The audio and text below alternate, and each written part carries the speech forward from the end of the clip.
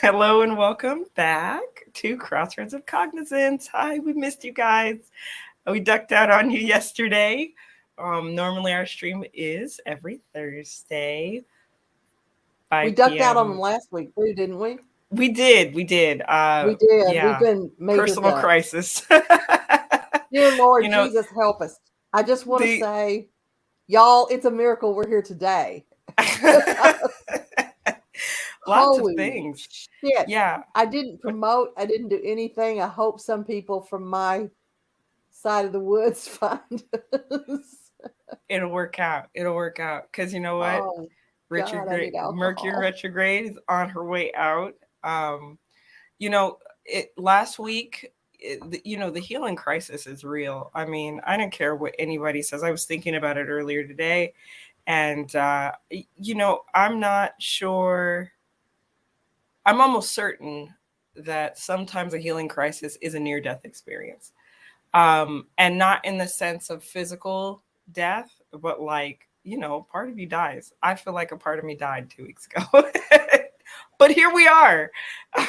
so um, that's how we're starting the show. But if you're just joining us, if you're joining us for the first time, Oh my welcome. God. And look at this. I don't know if you can see this or not. So you see the nicely made bed behind me, right? Watch what Mm. happens. So all I did was kick all my covers off the computer. Like, I got 2 minutes. Oh, holy shit. What happens Ew, we got to next? peek Close the behind the bathroom curtain. door.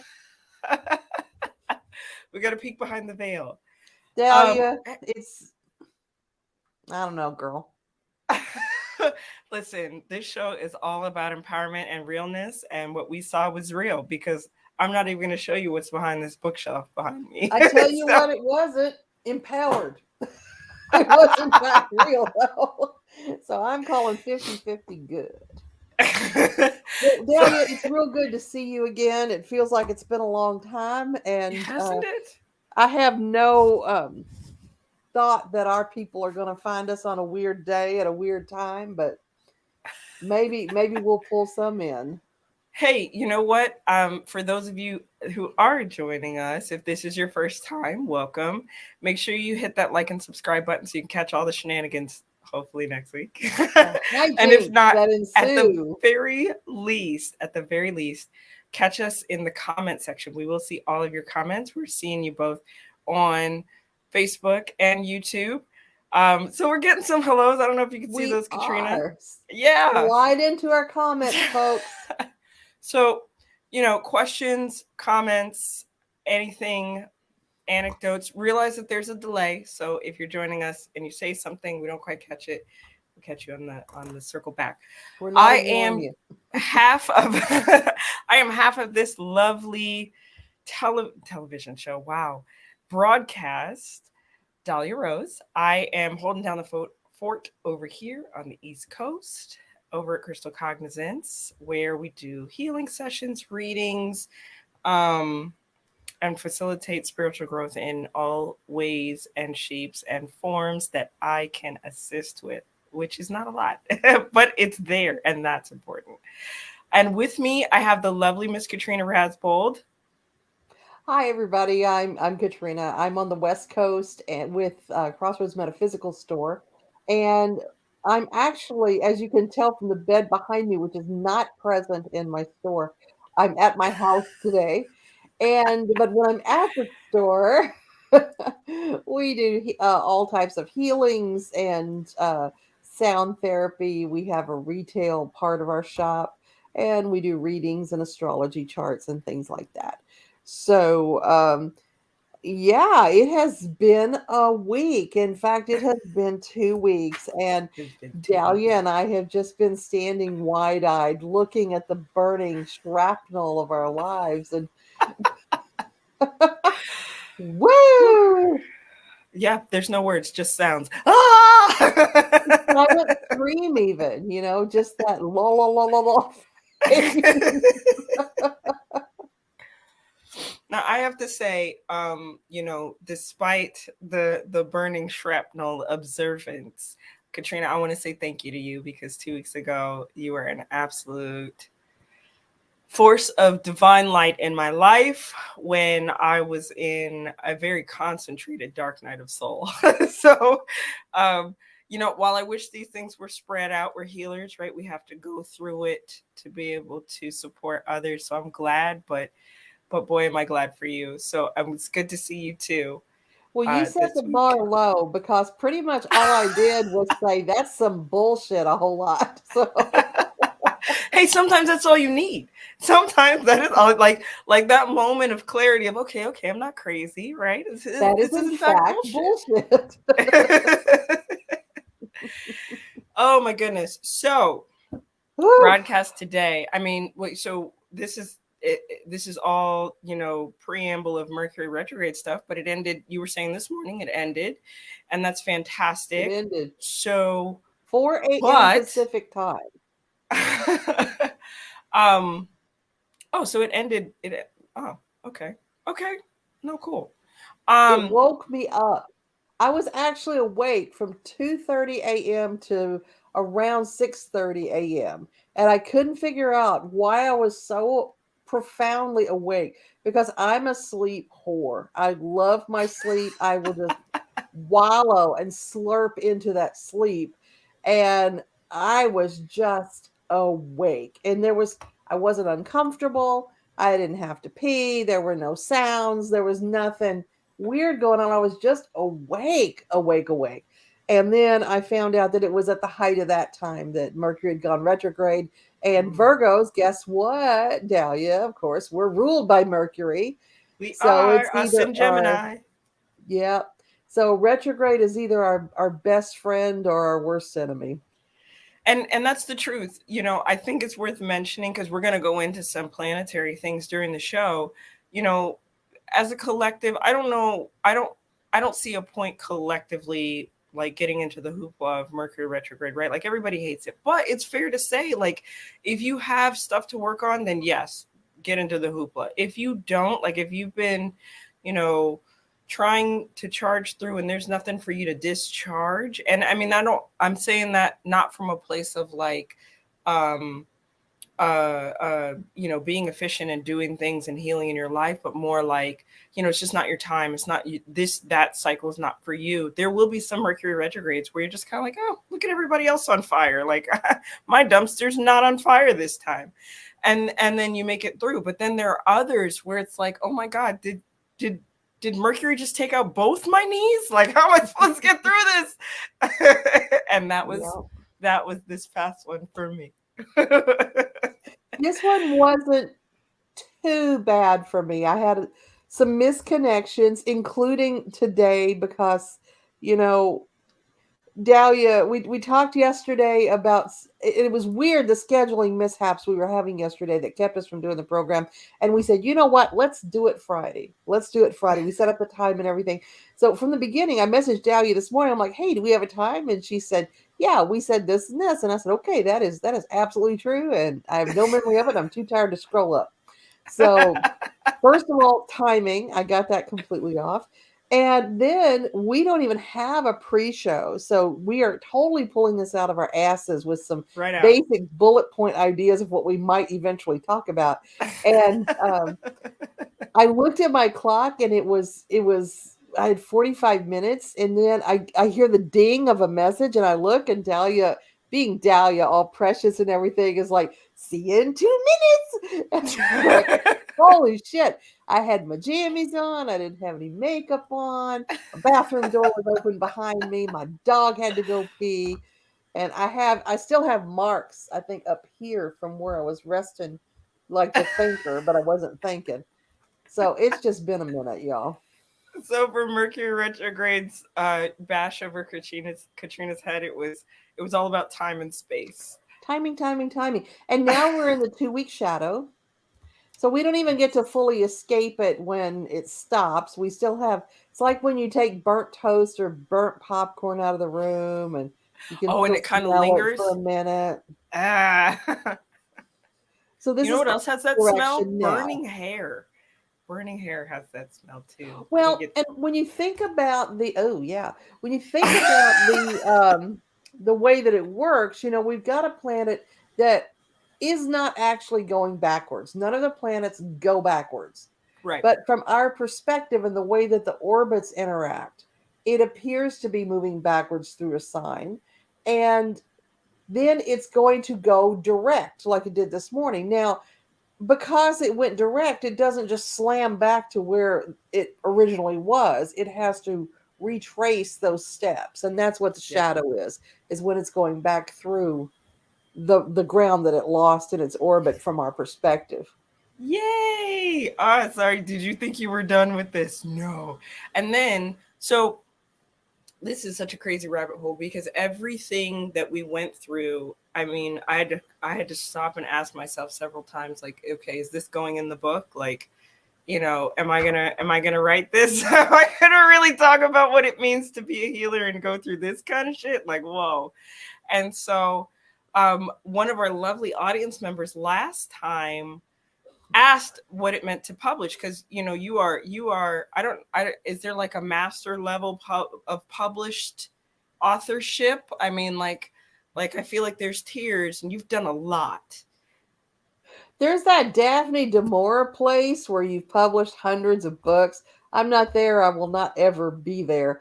I honestly don't remember how many books I've published. I think it's around 33 or 34, something like that.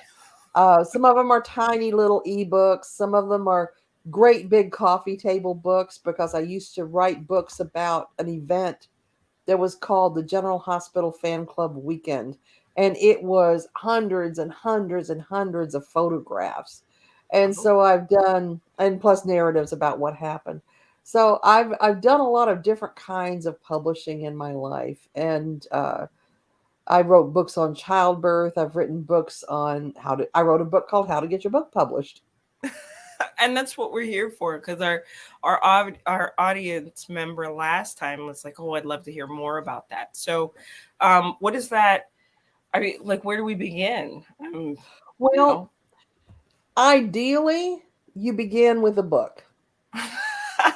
That's the usual plan because it's one of the things I did that I feel was kind of groundbreaking is I owned one of the first websites that had collectives of bloggers. Hmm. And this would have been in 2000, and I had a website called Ion Soaps. And what we did is we provide it was these brilliant writers who were just so articulate and very well spoken and creative and amazing. And they wrote about opinion pieces about ABC soap operas. Okay. And we were all primarily professional women, but we just loved ABC soap operas. And many of us, like myself, had watched since they first came on the air. And so we would write these intelligent kind of blog posts evaluating scenes and talking about, well, they messed this up. She can't have a child now because she had a hysterectomy 10 years ago. We were there, we saw it, and that sort of thing. So it was a lot of fun. We really enjoyed it. But one of the things I learned quickly there is people don't have as much to say as they think they have to say. And Okay. so I would have people that would get really excited about writing for me on the site. And I would always ask them, well, how many columns do you think you have in you?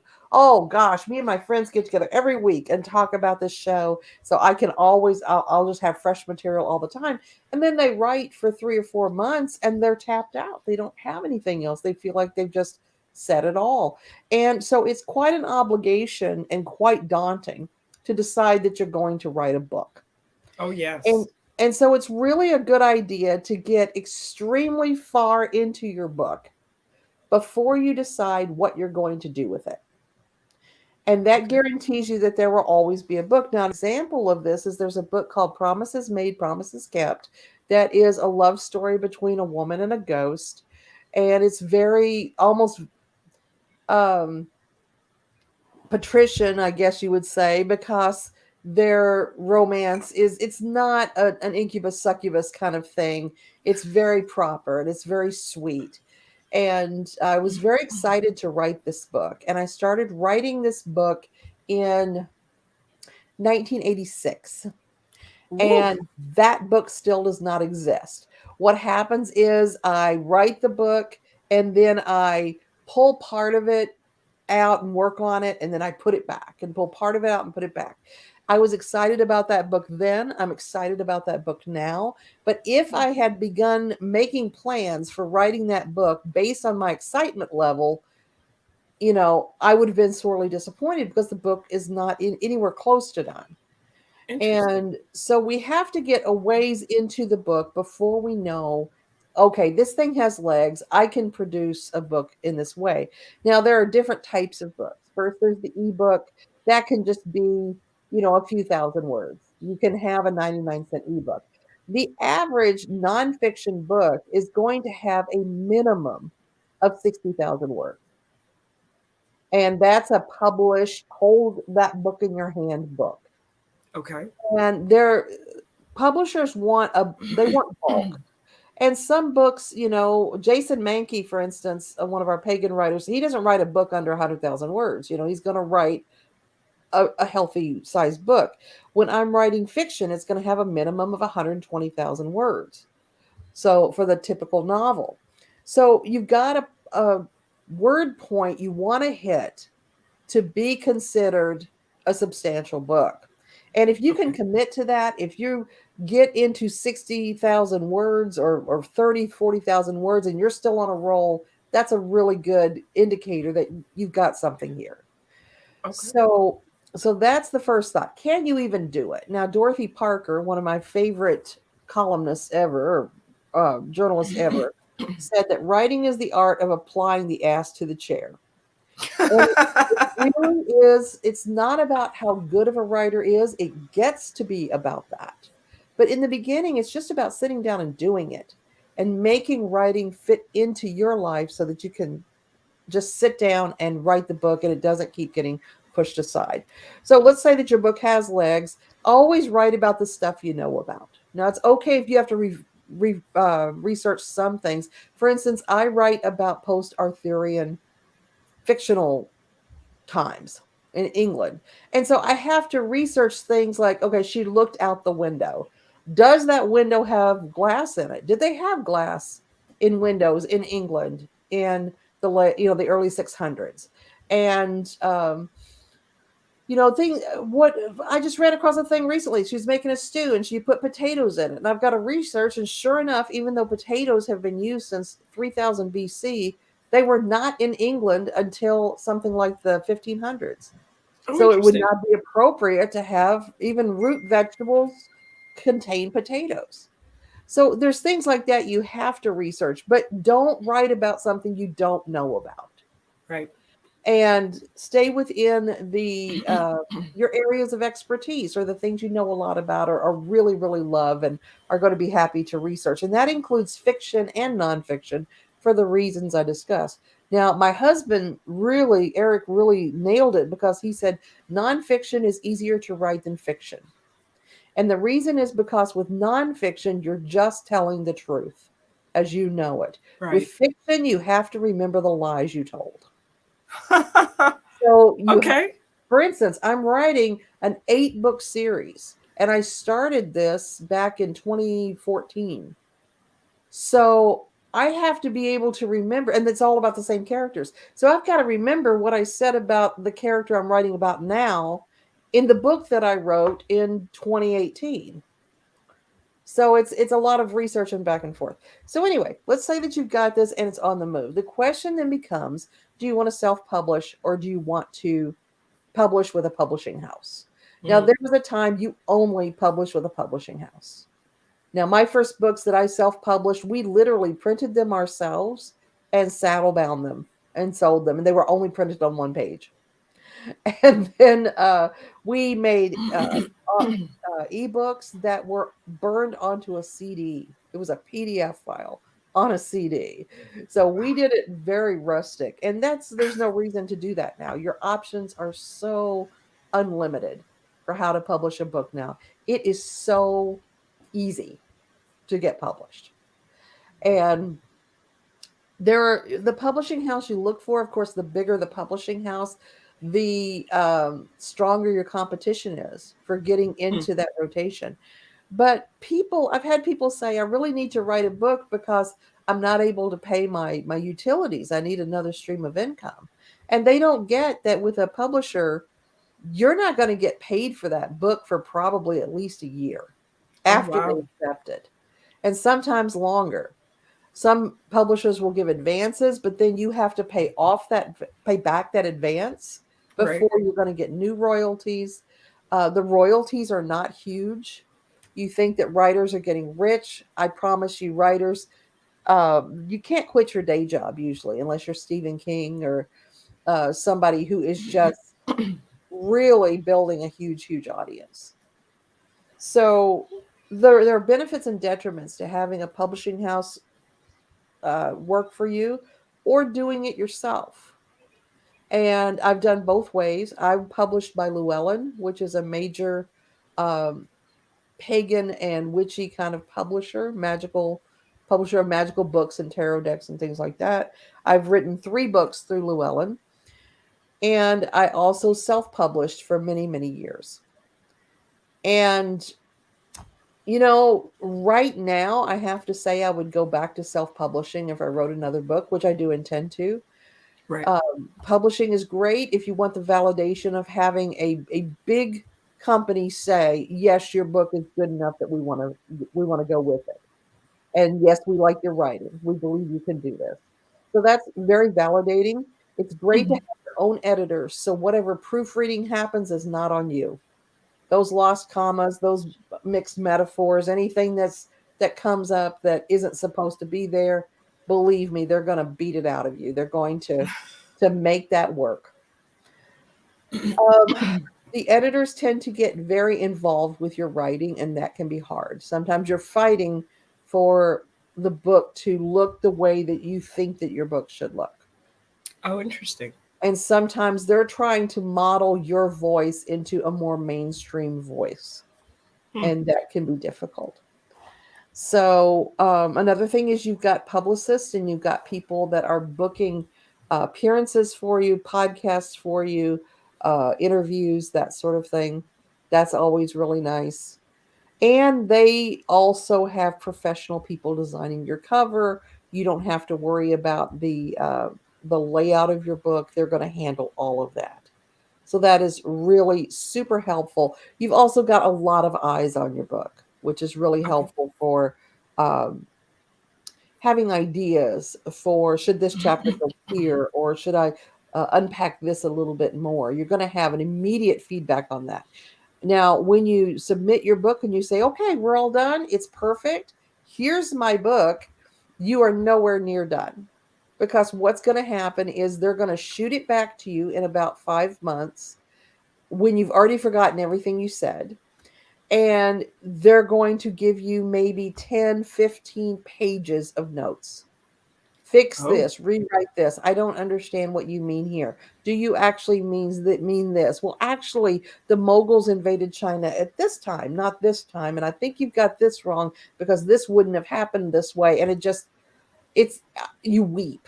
You just wow. feel like the biggest failure on earth. It is a horrible feeling. And really you should get excited. You should be saying, "Oh my gosh, I'm so excited to have this kind of feedback and this kind of support. This is going to make the product so much better." When really what you're looking at is 10-hour days where you've been in writing prison and it was for nothing because they think it's shit. That's how it turns out in your head.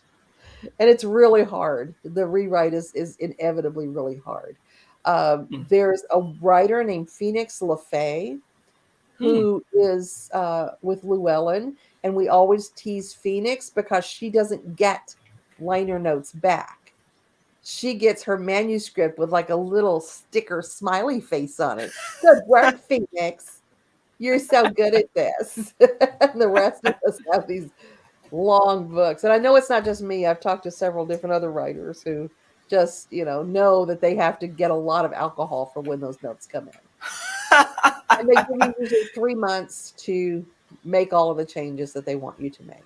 So It's right not there, we're looking celebration at alcohol, it's 8 months editing or alcohol. so, 6 to 8 months after you finish the book before the book is even turned back in. And then Wow. you've got the chance that somebody's going to say, well, I don't like how you fixed that. Let's look at this. And so it's back and forth and back and forth. So with self-publishing, my suggestion, there are programs like Smashwords. Another really good one is Kindle Direct Publishing. That is the one that I use, KDP. And they are so user friendly. You just simply upload a Word document. And you have to be able to learn how to make mirror margins because you are literally typesetting your own book. Okay. But you're doing it in MS Word, or I guess whatever the equivalent is now, Microsoft Word. And you can also just upload a PDF, and they put it into the ebook format. They put it into a print book. And that gets to be easy once you learn how to do it. There are certain ways you insert pictures. There's a certain template you use to because you're going to design your own cover. You're going to do everything yourself. And that's the hard part about self-publishing. And what will happen is, and this happens to me all the time, I have had 5 proofreaders on this book that have gone through line by line and looked at the book, um, and signed off on it. And then I open the book in the store, and page 98 says HEAR instead of HERE. Oh no. And you're like, shit.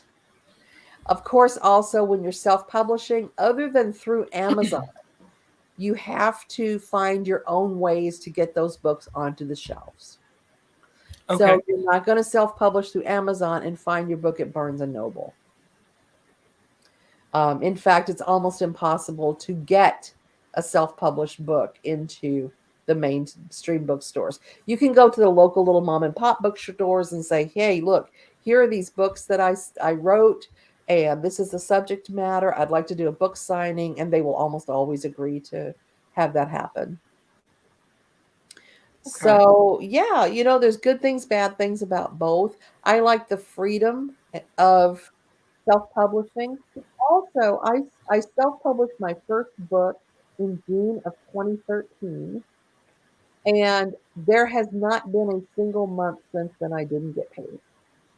Oh wow. They pay every month, and in that first month I wrote 13 books, and then I wrote an average of 3 to 4 books a year after that, and stopped when I got involved with Llewellyn because they have an exclusivity contract. Okay. And so the only books that I can, while I write for Llewellyn, the only books I can write are fiction or things that have nothing to do with my subject matter with Llewellyn. Wow. So for 5 years after the last um, publication. So that's another thing that's going to happen that's a little bit different. With self-publishing, you write what you write. They have some standards you can't, there's certain, um, I would say, family values things that you can't write about. They're pretty generous, but for instance, you can't write books that include incest or Good. uh, things that generally are considered unpalatable. Other than that, It's good to just know do it. there's a standard. There is, and you can't. I mean, you can write about having sex with Bigfoot, but you can't write about something that might be um, harmful or destructive in that way. Um, it takes them a while to ferret that stuff out, but they're pretty good at doing the sifting. They have certain keywords they're looking for that'll flag the book. Okay. So, So Tisha yes, is Amazon will allow you to commenting. have and use your own ISBN if you buy that. I actually don't. I use the one that they provide. But sometimes what happens is you have published a book elsewhere and it already has an ISBN, Mm. and you want to use that same ISBN publishing for Kindle Direct. And so, yes, you can absolutely do that. And their interface is really friendly. And they will and YouTube and their support groups are great, or support pages are great about walking you through every part of that process. Are we talking about Amazon? Yep. I don't Okay. have a lot of experience with the other publishing houses. I've used Smashwords and they're pretty easy too. I use Smashwords for my porn. Okay. I wrote some pirate So porn. you what? I wrote some pirate porn. I mean, that's fantastic. Um, like my It's mind is called, now starting you to want to hear wander. titles? Like, You want to hear titles? It's okay. called All Hands on Dick. And then I had a sequel coming called A Pirate's Wife for Me. I haven't written that one Wow. yet. So in case you guys are looking for it, Yeah. I write those under a pseudonym. okay. Portia Price. Yeah. Okay. Yep. Um. Well, I mean, it doesn't sound like. I mean, I guess based off of what you're saying, the freedom. I like the freedom of self-publishing as well. But something else that stands out to me is really getting a hold of what you're trying to get out of the book, right? Because it seems like in everything that you gave us, the lessons are kind of centering around like time, patience, energy, but also like this is not going to be the thing that makes you the breakout star. This is going to be No. you're extending yourself, your time, your words to bring light to a topic that's meaningful to you, um, and maybe a point of expertise, but maybe not because people may or may not find it, I suppose. Denise, Um, those books are the ones from Llewellyn. The ones that I she, self-publish, I promise you, are not in Barnes and Noble. yes, she's right. We have a place, Barnes and Noble, and we have a place out here called Second and Charles, and I've Ooh, found I three have of your heard of that. books there. Yeah, I think you Um, took a picture of it and sent it to I me. did. I was so Yeah. excited. Yeah, those are Crossroads of Conjure, the Brujeria book, and the Uncrossing book. Those will be Yep, there. But those things three. like energy magic and spiritual childbirth and days and times of power, um, reuniting the two selves. Those are not going to be in any of the major bookstores because those are the ones that I self-published. Well, But, and but some of yeah, them are only on Kindle now too. well, and that's very true. And what I did was I took some of the smaller books and combined them into print books. So Mm, Energy Magic and Beyond Energy Magic is actually 5 little books jammed together. yes. Whether or not is 2 books jammed together. So yeah, they're just too small to be books on their own. But the one thing I can really encourage you if you're serious about writing is no matter how literate you are, no matter how fastidious you are, get good editors. You need to have people that are willing to look at your manuscript and check every little punctuation, all of your grammar, because let me tell you what, those comments will eat you alive.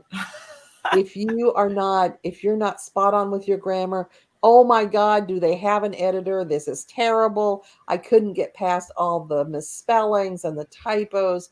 You just can't go into that and have any kind of credibility at all unless you have excellent grammar and excellent proofreading. Now, even beyond all of that, I've seen sometimes I just look at a book title and I'm like, okay, well, what are the comments on this? And sometimes they're so trivial, like, oh, I didn't like the way the pages felt, and I'm like, wait a minute, Yep. what?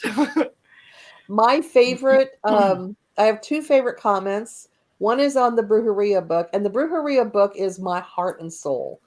That meant a lot to me because I was really putting myself out there in the sense that people were constantly asking me to write a book about Brujeria because that's what I was practicing at the time. I knew a lot about it, and there's not a lot of information out there. So I was always being asked to write a book about that. And so finally I said, okay, let's do this. I talked to Luella, and they're like, yeah, that'll be great. Let's do this. And I told them at the time, hey, I don't know, I'm white. I'm not Mexican. Surprise. This might be a problem. And they're like, well, we're just going to be very upfront with that and just address the elephant in the room. So, in your introduction, I want you to be very clear that that's the case, that you were given permission by your mentors to write the book and that they want this information out there. And so I did that. And still, it was just, I was eaten alive. And so one of Yeah. my 1-star reviews said, just all it says is whitewashed bullshit. Wow. I was like, all right, I got you. And Yeah. then on Daughters of Avalon, which is the first of the fictional series, the 1-star review said, I'm paraphrasing here. It said, if what you want from a book is to just read about ritual sex and people who think that they're witches or they're not witches when they are, then this is the book for you. And my sales doubled after that review went up. So I appreciated that. Oh my So God. you got to be careful. You're, and also never do as I say, not as I do. Don't read your reviews.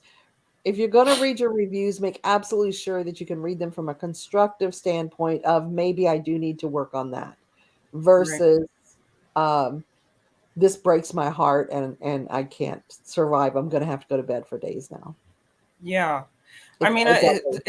it's such a delicate line, right? Because there is a culture of um oh goodness, just forgot the word. Um Goodness. There's a culture of taking indigenous cultures and practices and rewriting them to Mhm. fit the white standard and things like that. But it's clear in that review of Brujeria, like they didn't even it's almost they didn't even read the first few pages of the book, because Well, and but by definition, what I was doing with that book to a person who doesn't know my motives or doesn't know what's up is precisely the definition of cultural appropriation. appropriation, that's what it is. Appropriation. Yep. I'm taking a culture that doesn't belong to me and monetizing it. And one of the things that's in the book is if you are going to have a brujeria practice, these are the traditional things you avoid, and these are the traditional things that you're going to do. And it's things like don't advertise. Advertisement of what you're doing is something that only the charlatans do in that culture. And so I Mhm. discussed those things a little bit, and they took that to say that I was telling people, you too can go out and start your brujeria practice, get right on it, make some money off of this. And that wasn't the context at all in which that was presented. Right. And I was very clear in the introduction. Hey, I'm in this world by invitation. I am in constant state of apology for being white and for being called to this. And dude, I'm sorry, but this is what I was led to do. It's what I was told to do. So it's a weird thing. And if it looks like, hey, she's just making money hand over fist with this culture's beliefs, then sure, I could absolutely see where people have a problem with that. But I mean, I'm definitely still in the hole for this book, given the time and energy I put into it and the expenses involved with researching it and making sure that I got everything just right. Because I was taught by very, for lack of a better term, rustic mentors who did things a very specific way. I don't know that that's the traditional way to do it. I don't Right. know if what they learned is what is commonly believed. Right. An example of that is spell bottles versus spell jars. When I was growing up in Appalachia, they spell jars were for cursing and spell bottles were for blessing. And you kept them in Mm. your house or on a bottle tree or whatever it might be. Spell jars, the witches' jars and the witches' bottles, basically is what I'm talking about. That was for putting your pee in your broken glass and to curse somebody. And man, my editor tore me up for that. He said, Oh. "This absolutely is not the way that it's done. This is not true." And I'm like, I grew up there. You're Hungarian. I grew up there. This is this is what we did. And she was just like, nope, nope. This is not what is traditionally accepted. Wow. So yeah. So no, I So absolutely get where the appropriation claims come from. I know for myself that it's cultural appreciation, not appropriation. I know Right. I was pulled kicking and screaming into this and asked my mentors many times, hey, is this going to be a problem? And they said, only if your ego makes it a problem. And that's the challenging part. Like, it's just not, I don't think it's black and white. Having sat in ceremony on many occasions with folks who carry their medicine, traditionally, and were born into it, versus the invitation, it you're going on the, like, the honor system across all boards, and not everyone's honorable, right? Like, I remember sitting in ceremony at my shop, this beautiful couple, and they're serving cacao, and it is from a place of love and extending the cacao medicine and what it offers as a blessing, and them sharing stories of the indigenous groups that pulled it all together and where they got it. And but there's only so much that you can extend to said groups in that process. By continuing to purchase cacao directly from them, they benefit. And making bringing their energy into the space through acknowledgement is a beautiful thing. But for all intents and purposes, are they from Guatemala? No, but the medicine would not have had a chance here in the United States through anyone else. The authenticity of what's brought by this couple is what keeps it alive. Because I've seen hundreds of cacao ceremonies, pop up over the United States, and somebody just got it from Harris Teeter and was like, "Now I'm going to sit mindfully with this drink," and it's not the same. Mm-mm. There's no medicine involved, and what they're holding is probably 25% of what actual cacao is. It's the same thing with the information. Those who maybe have the privilege to walk up the side of a mountain, be invited in by a tribe to say, hey, um, there are some traditions that we don't want to see fade out, and that we have been given permission by our ancestors to have spread across the globe, because it will help humanity at this time. Not all, but some. And then to have those individuals come out, they're taking a risk, they're taking a bullet, and they have nothing in front of them to guard them. And so it's such an intricate dance that there is no standard of measurement for authenticity, integrity, or anything else that would otherwise let people know, you know you can trust this resource. It's a tough one. And brujeria is not a closed practice. Hmm. Anybody can do it. Anybody can participate. And most of even the critics will say, yes, that's the case. But when it comes to the place of you're making money from it, Hmm. that's when it gets weird.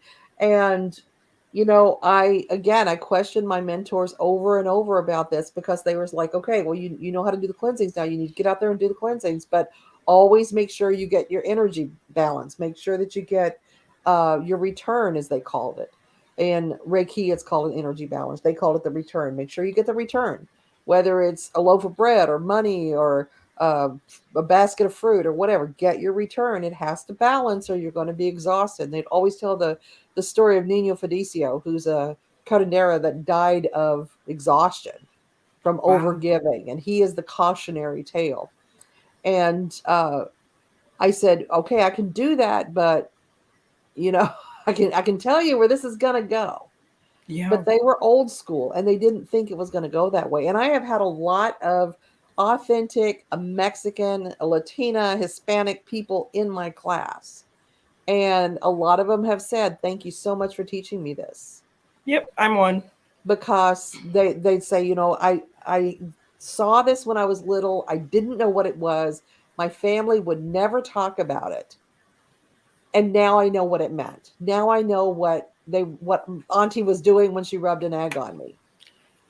Yeah, and that's the thing. That is the exact thing. I mean, for my grandmother living in Costa Rica, our family being primarily from Costa Rica and Panama, there are things that we have conversations about every 3 years. And she's like, "Oh yeah, I told you," or "Oh yeah, that's what we." And I was like, "Wait, Grandma, no, like you didn't tell me anything. Can you write this down because I actually learned this from an entirely different person, and this is our family heritage and lineage." And she's like, "Oh yes, no big deal," and carries on. So, you know, were it not for you, I would not have been introduced to some cultural aspects that my family carries that I can now, reinvigorate and hand down, to my kids. I mean, there was a lot that I got from my grandmother, being the hippie that she was, as my mom says, but there are still some practices that weren't,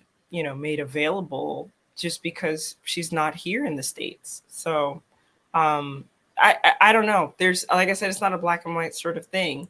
But these are maybe some of the things that we will be sort of encountering with another aspect of the show, which is Saturn retrograde, Hmm. because Saturn is is that planet of authenticity. Like what's going on in your life, and if you're operating in, a healing aspect, or you're bringing forward another culture that you weren't born into but you're connected to in some way, or whatever the case is, Saturn is going to slap you across the face and be like, "Hey, why aren't you talking about this? Because we talked about you talking about this." Or, "Hey, maybe it's time to move to a different subject," or whatever the case is. And it's not just career stuff. It will, in fact, as far as I was researching, will be relationship stuff too. Everything, every aspect of how you define yourself. And everybody, listen up. We're talking about the next 4 months. This starts tomorrow. This is going to end on October 23rd. Mm. And so it's going to go for a long time. And Saturn, like you were saying, it's all about authenticity. And we have one of the best books I've ever read is called Saturn: A New Look at an Old Devil. Oh, And it's a wonderful book. It's an old book. It's probably around 30 years old. It's still in print the last time I looked. And I'm sorry, I don't recall the author. I'm sure that Dahlia's gonna uh, post it up here for us. But Saturn is going to really affect our lives twice. And once is when we're approximately between the ages of 29 and 31. That is when Saturn returns to the house it was in and the position it was in and the sign it was in the minute we were born. And Liz that's Green is called that author. huh? Liz Green. There you go. And yeah. So that's our first Saturn return, and most people have some sort of almost irretrievable breakdown between the ages of 29 and 31, where everything about them becomes redefined in some way. That is then going to happen again sometime in the late 50s to early 60s. And mine just left. I just finished my Saturn return about a year ago. And it's rough. The second one isn't as bad if you pay attention to the first one. But it's about those things that you're not doing that you know that you should be doing, about the things that you are doing that you know you should stop. It's about living a life in a non-authentic way. That includes relationships, that includes a job that you hate, that you um, think that you should be doing something different. Saturn will force your hands when it comes back to your birth house or birthplace again. Now, that's different than what we're talking about right now. Now we're talking about a retrograde. And a retrograde is a time when everybody is called upon to fix the problems that are in their lives. And so this is the most common word I see used. I don't know what you saw, but what I kept seeing was heavy. It's a really heavy energy that is, and it's like you're walking through I don't know, like quicksand or something to get to where you're Hmm. going, because everything keeps pulling you back to look at what's not working. So you're spending a lot of time with what's not working, which is odious and uncomfortable. And the basic message of the Saturn return is no more bullshit. We're not going to take your bullshit anymore. We're not going to take your excuses anymore. There is no more leniency. Right. You have to fix this, or we're going to fix it for you, and you're not going to like the way that we fix it. No, no, no, you're not. Saturn does not take it easy by any means. And It's your mom coming in and saying, "Look, you clean your room, or I'm going to clean your room," right. And it's all going in the trash. and it's all going in the trash. As a mom, I have said that. So, one of the things that I'd come across was that the signs that'll be hit the hardest are the fixed signs this go round. And this starts tomorrow, guys, June 4th. So hold on to your butts, Leo, Taurus, Aquarius, and Scorpio. And that also plays into if those are in your big three. And in if you have any of those in Venus or Mars, I think are included as well. So I'm out. I'm good. I don't have any of those in my big three. I'm so excited. And I like I what am you here just to said, support which is others it, this it time. feels like it's been that way for the last 2 weeks already. Yeah. I'm here for support. I'm not joining in. Oh, poor Lori. I know Lori's a Taurus. Um, yep. We just have to be patient with ourselves during this time, but we also have to demand more of ourselves. We Oh, for have to sure. show compassion for what's happening and what we're experiencing, but we also have to step up, or Look it's at all my going to get Tauruses. rough. All my Tauruses are freaking out in the comments section. Oh my goodness. I mean, maybe take the next 24 hours to make a list. Look at the Virgos like, make a list of of what's not, what feels weird. I mean, even if you can't say it's not working, what is it? What feels weird? You know, um, Lori, you cannot eat your way through a Saturn retrograde. 4 months, 4 months of eating your way through. And yes, No Tisha, problem. Tisha, I did say Leo. It's all the fixed signs. That's Leo, Taurus, Scorpio, and Aquarius. So Please look up the definition of a fixed sign. That doesn't mean y'all are not broken. they That's a, that's they're a stuck in their ways technical enough to term. believe that. No, I'm just kidding. That That's that funny. that's technical jargon right there, folks. Not a personal analysis. Right, nerd jokes. So, one thing that you were going to breathe life into here as we navigate the madness of Saturn retrograde. So not Saturn return, but Saturn retrograde. Um, an interesting topic I'd not considered: chakra care. Um, so, in the media, we typically hear about chakra balancing. I can't tell you. I hear I need my chakras balanced by at least 8,000 people a week. And then we talk about, what that actually means and how if you get on the highway and get cut off in traffic, boom, there goes your chakras out of balance. So, it's not as easy as one might think. And it's not a matter of like having your chakras be in balance is not a matter of your saintliness or living your life in a correct way, but more we've, as we say on the show, management. But Katrina, you had some care tips for us, I think. Uh-oh. Okay, sure. Yeah, I did. I thought your internet froze.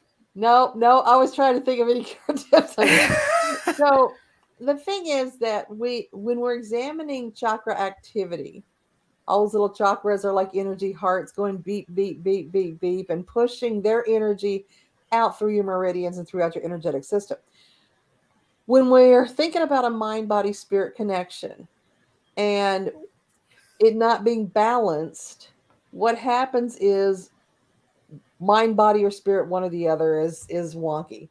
And that makes everything else wonky. And the first place that shows up is in chakra activity. So we can either have it be hyperactive or normal or blocked. And so, like you, I have a lot of people coming in saying, I know that my throat chakra is blocked. I know that it is. And it may not be once we get into an examination. Right. People like to use buzzwords. And often the buzzwords they're using are not applying to what we're seeing in actual examination with them. So each of your seven chakras govern a specific part of life. So what we have to do is, in theory, stop it, Elvis, have those balanced, as they like to call them, meaning normally active, in order to be healthy in that area. And so we can work on those with the accompanying color stone. We Mm-hmm. can work on those with having a Reiki treatment to that area through a healer. We can work on those with all sorts of color therapy. Sometimes it's like a matter of you've got a root chakra imbalance, so wear red pants that day. Yeah. Use color therapy to address that. Ooh, can I And touch on a color therapy yeah, thing real go. quick? Um, IKEA and some other places, I'm sure the devil has it, Amazon. Uh, they have those lights that you Hmm. can stick to the wall, and they're like LED lights.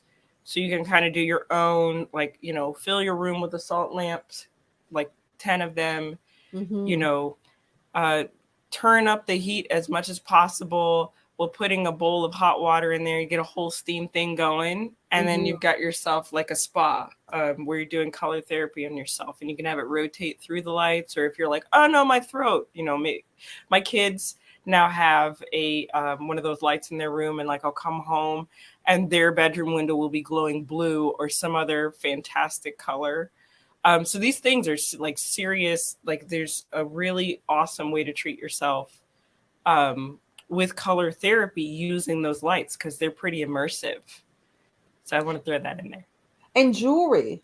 Sometimes we're drawn to jewelry that has a color in it that is treating the chakra that we need to work with. Yep. But really sometimes it's just a matter of squirting yourself with Florida water or saging yourself down, and that's enough to get that chakra back into alignment. But those are the areas that tell us when we're in trouble.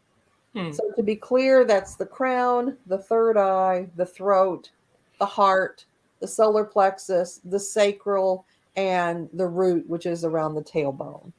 And so those areas respond, and they're kind of like the canary in the mine that start to freak out if anything's out of balance in that part of the body. And you'll notice that those are from basically the crotch up. And we have other chakras. There's more than seven. Seven are the Right. ones we usually work with, but the legs we usually don't get a lot of imbalance with because we use them to walk, and that burns off a lot of excess energy that builds up in there, and it relieves a lot of blockages that might be happening in there. But these are the parts of us that stay still even when we're in motion. And so we have to actively get in there and clean those out, and ritual baths can help with that too. Just meditation. Meditation is one of the best salves, I guess you would say, for the troubled chakra. But when we're dealing with those different chakra points, we have to really look at what's behind it. So, if we've got a crown chakra problem, that's interfering with our ability to connect with what we consider to be our divine force. Right. our God, our angels, our higher beings. If it's third eye, that's our ability to turn inward. It's our ability to sleep well. It's our ability to meditate and be thoughtful and mindful. If it's our throat, it's about speaking our truths and also about listening. It's all about communication. Our heart is about our relationships. Are they balanced? Are we giving and getting with the same reciprocity both ways? When we get into the solar plexus, it's our personal power. How do we feel about ourselves? How do we define ourselves in the world? Are we confident? Are we sure about who we are and how we present and how we're received by other people? Our own empowerment and setting boundaries. And then the sacral is about what is our passion, and that's sexual and creative, and what gets us excited, what inflames us in some way. And then that root chakra is who we are. It's our identity and our ability to feel safe and rooted and grounded. So those are the areas that can just go whack when we have an experience that is in some way traumatizing. It can be as huge as a car accident, or it can be as simple as your boss yelling at you. Oh, yeah. Yeah. And I think it's important to acknowledge throughout this, these shifting sands that, there may not be consistency with that. You may be okay that day, and then, the day that your boss yelled at you, you might be okay, and then you wake up and you realize that your boss has the same frequency as your dad, and there's still some unresolved issues, and then, go on and so forth, and there's an ebb and flow. So I think the other aspect of chakra care, if I added my 2 cents, would be the acknowledgement of what's going on for you daily. I mean, it might seem daunting to get up every day and ask yourself, like, okay, what's happening for me?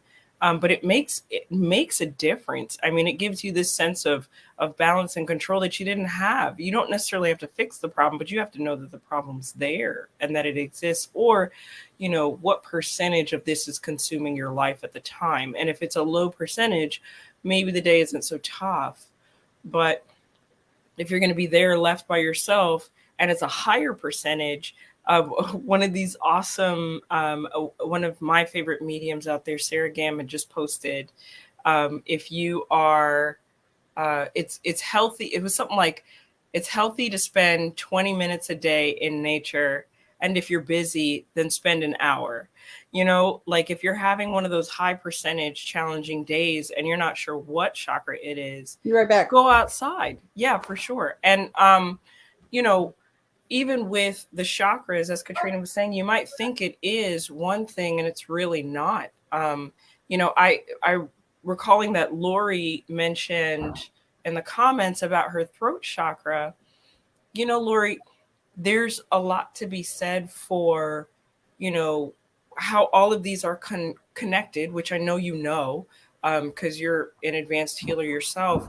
And you may be experiencing like a solar plexus chakra issue that's clogging the pipeline, and then that throat that you really need to say the words and channel the thing and express the whatever is there doesn't have enough energy to do so. And I think it's important for us to kind of acknowledge that the harmony necessary among all the chakras, rather than like, you know, walking through life going, okay, well, it must be my third eye. I mean, it could be multiples. And it could be that your chakras are in fact all getting the same amount of energy, but you have some energy leakages in your aura. Or there was a really common problem going around in, I want to say it was 2020, maybe early 2021, was finding holes in the sole of people's feet, like right around that area of their aura. There was like tons of people that would come and see me, and they would have this leak in their foot, and I'm like, what is that? And you know it had to do with a lot of different things, like not moving forward in life, not making progress, or getting ready to make a move, but being uncertain about it, or moving on all the wrong things. I mean, all of it was around, safety and movement and basic needs and things like that. But at the end of the day, looking for some fixed justification is not going to allow you to actually see and feel into some of the things that Katrina's talking about. And if you want to see a difference throughout the retrogrades and the different transits that the planets are doing in your life, taking Katrina's tips and then going through that daily transition process. And I mean, journal whatever feels good, but at least acknowledge yourself. I mean, how many of us go through life being ignored and then we ignore our own problems, just further exacerbating a healing crisis, right? So Absolutely true. yeah. Yep. And also, another thing that we have to think about is that any experience we have the experience beyond being in the experience. So let's go back to the idea of the boss yelling at us. We're in that moment. It's maybe resonating with us, same frequency as our dad, or whatever filter that we're hearing that through, and having that trauma happen, even if it's deserved, we still have that trauma happen. And we will have a knee jerk reaction to that. And often that knee jerk reaction is, oh my gosh, I must have screwed up. Mm. I probably did something wrong. So I'm going to stand here and listen to this and take this and then go back and process. And as you process that, even over days, the way the different chakras react will shift. So you might one day be feeling your solar plexus acting up of, oh, I'm not good enough. I'm not smart enough. I'm out of my element. I really screwed this up. Then your throat chakra comes in and says something like, hello, baby. Your throat chakra comes in and says something like, how dare he talk to me that way? So you've got to look at all the different ways that we process trauma and even experiences, and how our chakras might respond to the evolution, the ripple effects of event horizon, I guess you would say. Well, and I love that you use the word evolution, because how many times, I'm sure you've seen it, people are like, hey, this thing that I normally do isn't working, or hey, the last time that I handled this I did fine, why is it messing with me now? And that's Mm-hmm. because these things change. We are not meant to stay the same, and therefore our situational awareness and how we handle things, like, those should be allowed to evolve. And never are you, I also hear this too, oh well, I used to be able to do it and now I can't. And it's like, no, you didn't regress, you are just at stage 1 of step 2 instead Yeah. of being at stage 10 of step 1. You didn't go back, you're just on a new level, and you have to map it out. It's very true. You're also going to probably, if you have a network of support, be connecting with smart people around you to discuss your trauma, to talk it out, to have them hold space for you. And that can give you a different perspective that causes you to look at the experience differently and then energetically respond to it differently. So, I mean, there's probably been plenty of times that we've gone to our friend base and said, okay, this thing happened. I think we might be breaking up. I don't know, but I really screwed it up. And your friends come back with, wait 1 minute here. Mm-hmm. I want to get you to look at this. And then you're sitting there going, motherfucker, man. And you get angry about it. Whereas before you were feeling kind of, complicit, or you were feeling like you had done something wrong because you were led to believe that. And so, again, we go through these stages of experiencing and processing. Now, when we do the egg healing, we see great big trauma bubbles for people that are going through this sort of thing. Then we start to see little trauma bubbles later, and then we'll see white along the yolk of the egg, which tells us that that's a scar tissue. A trauma Yep. was healed. And it's all part of processing out trauma so it doesn't interfere with our day-to-day lives. The problem comes, and this is where Saturn retrograde is going to beat the crap out of you, when you suppress your emotions about that trauma and you bury the trauma and you don't ever work it out. You just put it into your ever-growing trunk of stuff you're not looking at, stuff you're ignoring, stuff you're explaining away, stuff you're apologizing for, stuff that you're excusing in other people. And you pretty soon it's like a suitcase. You can't close that thing. You can't sit on it hard enough to close it. Yep. And that's when Saturn retrograde comes along and goes ping and just Bloop. and everything flies out. Yep. And why would you want that? I mean, we several shows ago we talked about this as how disease manifests. Oh, You know, absolutely. so be grateful that Saturn is coming along to fuck up your shit, because frankly you need it. Frankly, you need Yeah. it to be a little healthier, and to live a little longer. And as Mhm. Katrina was saying, if you have your network of folks, you may want to include a therapist in all of that, to give you that different perspective, not necessarily the clinical perspective. I mean, that has value, but your therapists are going to go, at least a good one, will go further with you to And the say, objective awareness. and that part, right? And they're a little better at calling you on your bullshit than your friends are because they don't have a dog in the game. Right. So it's easier for them to say, well, you're doing the thing. And when we're talking about forward progression, a lot of times forward progression looks like I had this trauma, but I'm going to be okay. I'm going to be okay because I'm back at work. I'm going to be okay because I'm having relationships again, even though I had a horrible divorce. I'm going to be okay because I bought a new dress and I look really cute in it. We have all of these things that we do to try to move forward and suppress those feelings and those reactions inside of us. And yeah, I mean, that ultimately will not be denied. It is Right. going to come and bite you in the ass.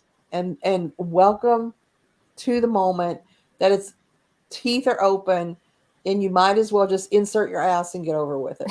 Because I mean, the Saturn retrograde is absolutely the time that stuff is going to start to happen that reminds you of what sucks. It might not even be related to your relationship that's in trouble. It might be something that shows you that how jacked up your relationship is with nothing actually happening in your relationship. So Yeah. read the signs, symbols, omens around you. Uh, for us, we're very lucky because we get to counsel people that are in trauma all the time. And you better believe a lot of times we're listening to somebody talk thinking, "Oh, you poor thing. How are you making your way through this? Let's get you empowered."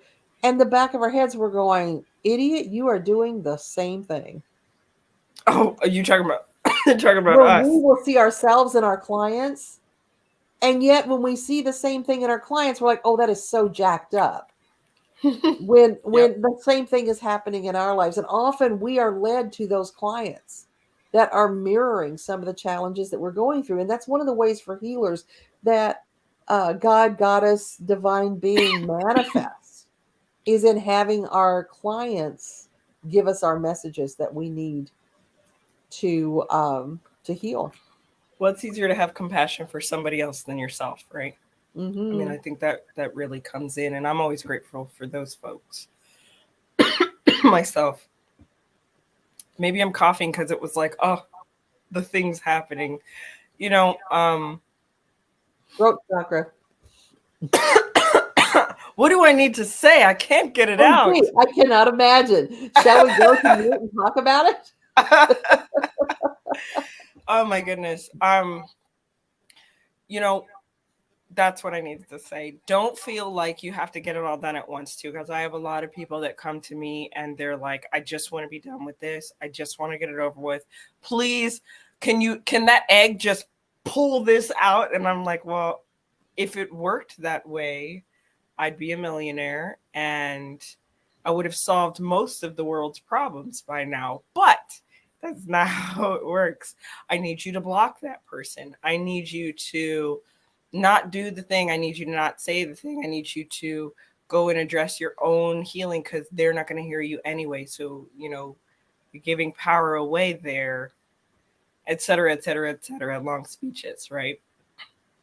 Don't be afraid. Like sometimes what I like about the recommendations that Katrina made, you can put Florida water in a little spray bottle And if you got yelled at by your boss, go ahead and spray it. You may not even need it right then. Okay?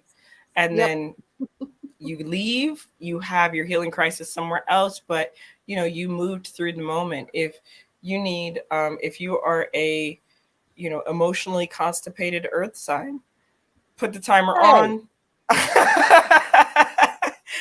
Put the timer on, give yourself 5 minutes, cry it out, and then pick it back up, wash your face off, and keep going. It can I feel be. called out. Not at all, ma'am. Calling self out. um, all of that said, we have had some really great tips and a lot of things that I like really want to put on a t-shirt, like the art of applying the ass to the chair is what writing is. Or, Yes.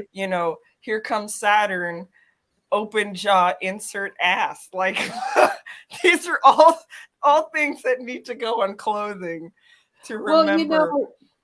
you back on the writing thing too. Um, you can be the best writer in the world. You can write hundreds of excellent books in your head in the shower or as you're going to sleep at night. If they don't see paper, it is not a book, it's a thought. Oh And yeah. the world deserves to hear your perspective. And we get bogged down with the idea of there are enough tarot books out there, or somebody else already said it better. They didn't say it with your words. And you never know when your words will be what somebody else understands best. So don't talk yourself out of writing the book.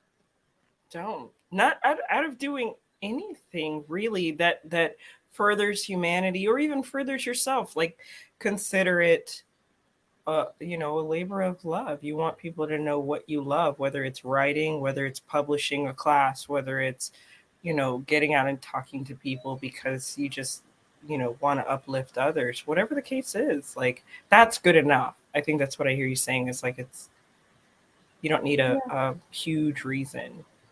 Another thing, second real big tip, this is huge. And I really want you to listen to this because this is so important for Virgos especially. Write hot, edit cold. That means write your book and keep moving forward. Do not go back and edit past chapters until the book is done, or you will get trapped in a cycle of writing the same four chapters over and over and over.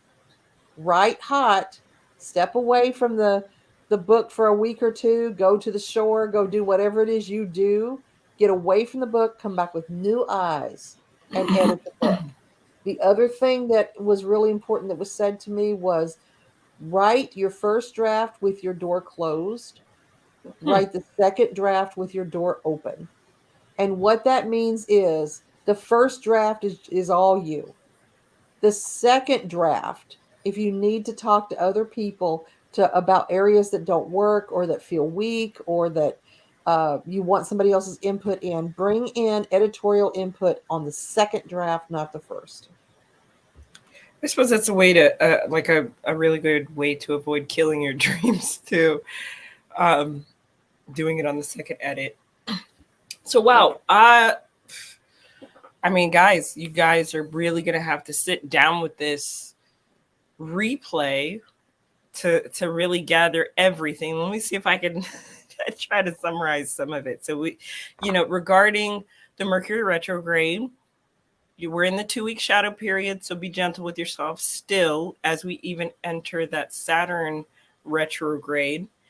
If the shenanigans of your life have come to a max where it's time to get writing on that book, or you feel a level of expertise or love on a topic, get it out. We want to hear it. We want to see it. We want to gain access to your thoughts and your wisdom. So get it out. A couple ways you can do that: self publishing, which has a lot of freedom to it, a lot of opportunities, and a lot of ways of not having to rely so much on uh, uh, what a publisher thinks is mainstream, but really getting into the authenticity piece. It sounds like self-publishing really gives you that, and if that's your goal, maybe that's the way to do it. And you can use uh, what was it? Kindle, KDP, Kindle Kindle. Direct Publishing.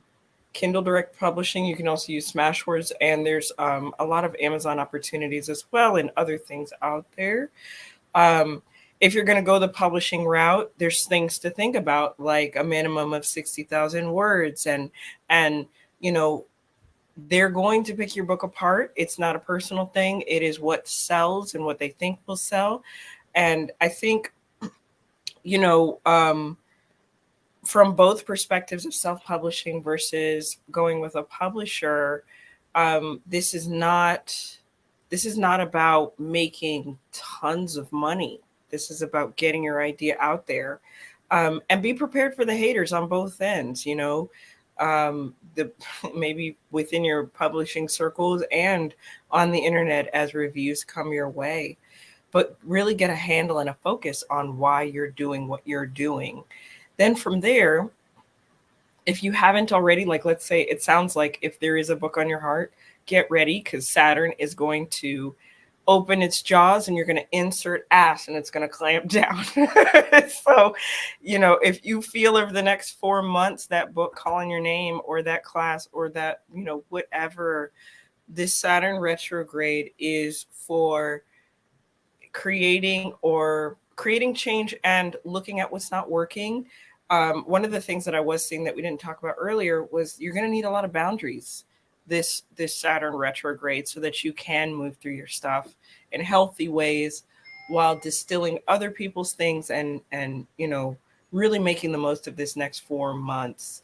And then, like Katrina was saying, um, we will get some backtrack of Saturn moving forward because I want to say Saturn is in Aquarius until 2023. So there's lots happening planetarily.